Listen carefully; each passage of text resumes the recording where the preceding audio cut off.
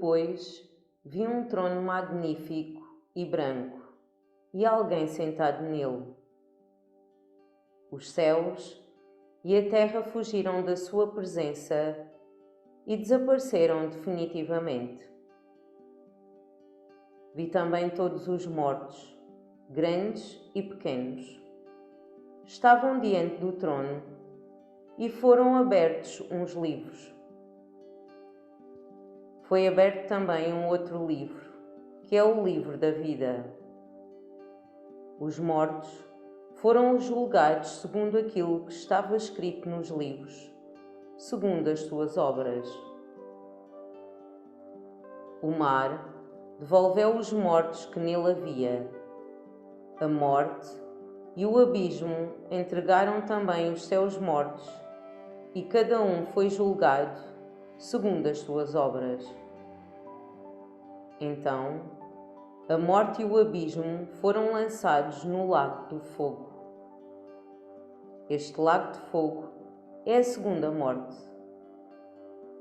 E todos os que não foram encontrados escritos no livro da vida foram lançados no lago de fogo.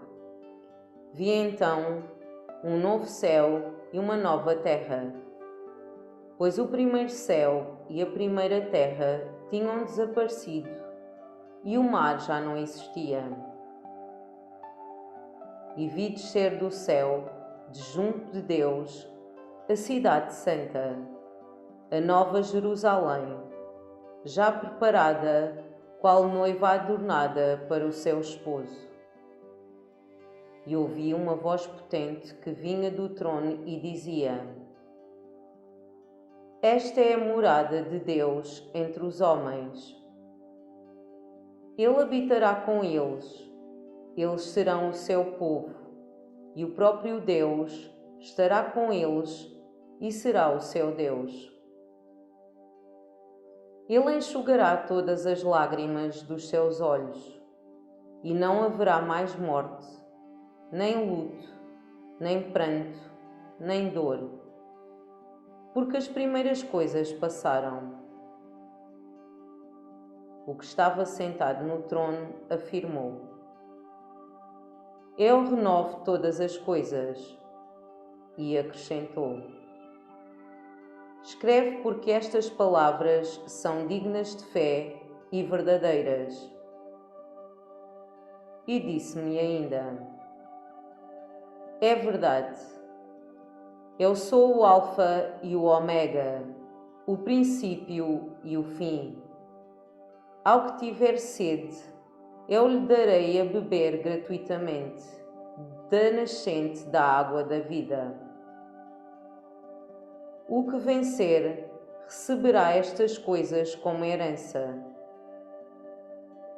Eu serei o seu Deus e ele será meu filho. Mas os covardes, os infiéis, os depravados, os assassinos, os impúdicos, os feiticeiros, os idólatras e todos os mentirosos terão como herança o lago ardente de fogo e enxofre, o qual é a segunda morte.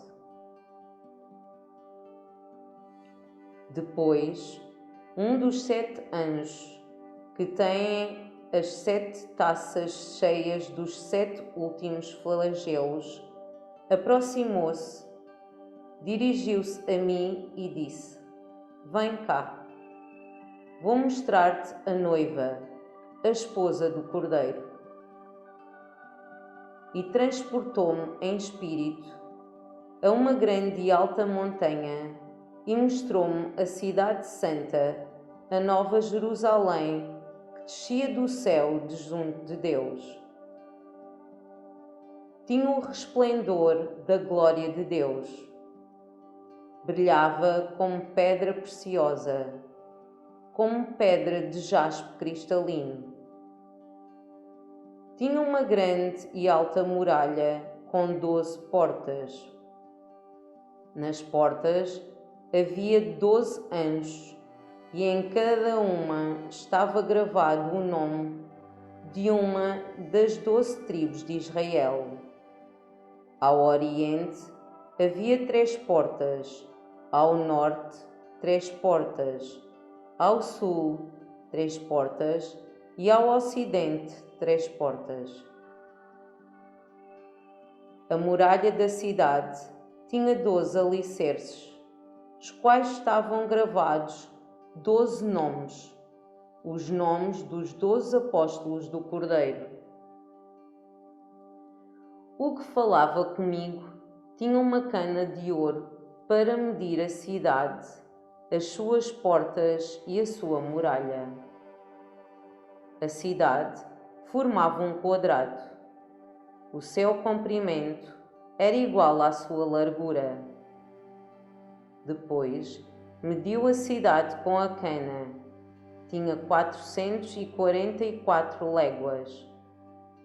O seu comprimento, a sua largura e altura são iguais. Mediu depois a muralha. Tinha 144 côvados de altura, segundo a medida humana, que era também a do anjo.